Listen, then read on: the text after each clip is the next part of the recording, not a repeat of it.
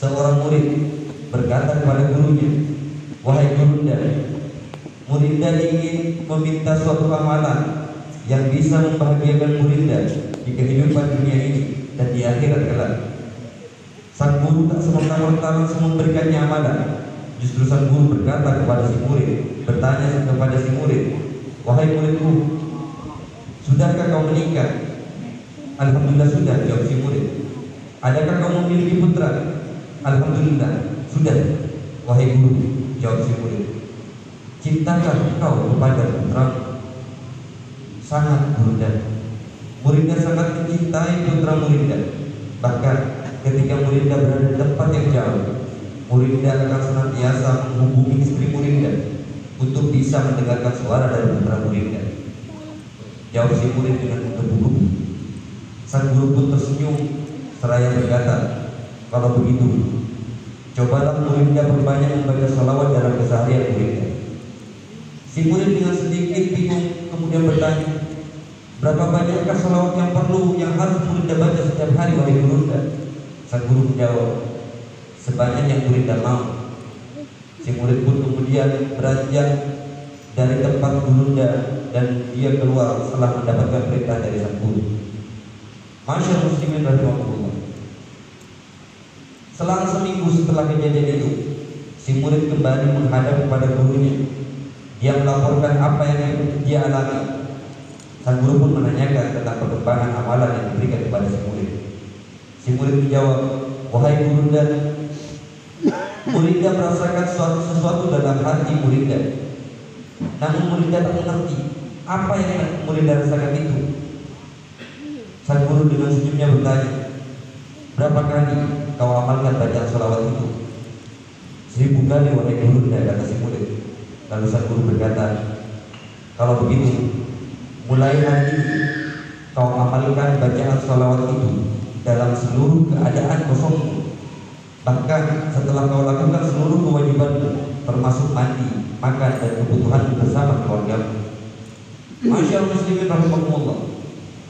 Selang seminggu kemudian, kembali si murid menghadap sang guru untuk melaporkan apa yang telah dialami dari pengalamannya. Dengan kebahagiaan yang nampak dari wajahnya, seraya katanya, "Wahai Gurunda, alhamdulillah, semalam Murinda sudah berjumpa dengan baginda dalam mimpi." Dan Murinda lihat beliau tersenyum kepada Murinda, seakan-akan beliau bangga kepada Murinda. Sang guru dengan senyumnya kepada si murid kemudian berkata, "Alhamdulillah.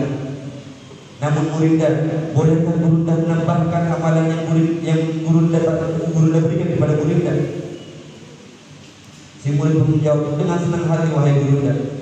Sang guru pun berkata dengan wajah yang serius, "Mulai hari ini, gantilah bacaan salawat yang sudah Murinda amalkan setiap hari dengan zikir Allah, Allah, Allah." Masyaallah muslimin rahimahullah. Selang seminggu berikutnya, si murid kembali menghadap kepada sang guru. Namun kali ini terlihat si murid berjalan menghadap kepada gurunya dengan air mata yang terus bercucuran mengalir dengan derasnya. Sang guru yang menghadap kejauhan tersenyum lalu berkata, "Ceritakan keadaan Murinda pada Gurunda." Si Murinda dengan terisak berkata kepada sang guru sembari menunjuk kepada dada kirinya, seakan menunjuk kepada latifahnya, "Ma li huna siwa."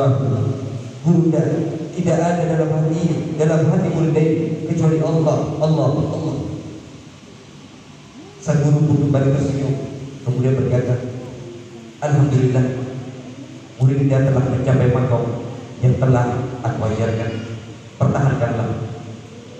Setelah tangisan si murid terhenti, si murid kemudian berkata, "Wahai Gurunda, maafkan Murinda. Namun ada satu hal yang mengganjal dalam benak Murinda. Mengapa Gurunda tidak langsung memberikan amalan zikir itu kepada Murinda? Mengapa Gurunda masih sempat bertanya tentang keluarga Murinda? Mengapa Gurunda melanjutkannya dengan amalan salawat dengan hitungan dari Murinda bukan dari Gurunda? Baru di akhir Gurunda memberikan amalan zikir itu yang dengannya Murinda mendapatkan pengalaman ini." Sang guru dengan senyum indahnya berkata, "Murinda, apakah kau menyangka, apakah kau berpikir bahwa kau bisa mencapai makom ini mencapai bertemu dengan Allah Subhanahu wa taala, mencapai makom yang mengenal Allah Subhanahu wa taala tanpa melalui pintu baginda Rasul sallallahu alaihi wasallam? Tidak, kau tak akan pernah bisa seperti itu. Lalu apakah kau berpikir kau bisa mencapai pintu baginda Rasul tanpa melalui pintu seorang guru ini dan membuang segala hal yang mengganggu perjalanan? Bahkan jika itu adalah keluargamu yang sangat kau cintai, tidak, kau tak akan bisa.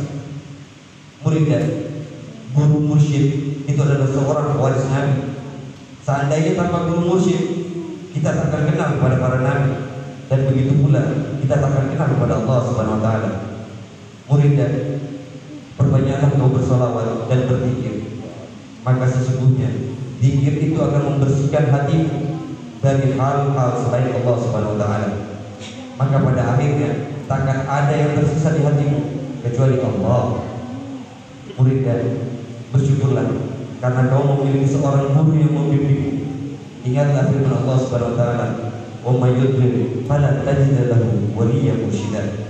Dan orang-orang yang disesatkan oleh Allah, dia takkan mendapatkan seorang wali yang menjadi mursyid bagi. Masyaallah muslimin, ikhwan akhwat rahimakumullah, beruntunglah kita yang ditakdirkan oleh Allah Subhanahu wa taala mengenal dan menjadi murid dari dua orang insan mulia, dua orang kekasihnya, yakni Al-Habib Muhsin bin Ali Al-Hinduan radhiyallahu dan Al-Habib Muhammad bin Muhsin Al-Hinduan radhiyallahu, yang hingga akhir perjalanan beliau tetap sabar, senantiasa membimbing kita untuk menjadikan kita istiqomah dalam mendekatkan diri kepada Allah Subhanahu wa taala. Berapa banyak orang di luar sana yang tidak mendapatkan keistimewaan ini di momen yang sangat istimewa ini. Mari kita kuatkan semangat kita, selalu usahakan untuk istiqomah dalam pikir, dengan harapan kuat bahwa kita bisa meraih cinta dari guru kita, sehingga kita pun bisa meraih cinta dari Allah dan Rasul. Dan nantinya ketika Allah akan mengakhiri hidup kita, maka kita bisa berakhir dengan keadaan yang husnul khatimah. A'udzubillahi minasyaitonir rajim. Bismillahirrahmanirrahim.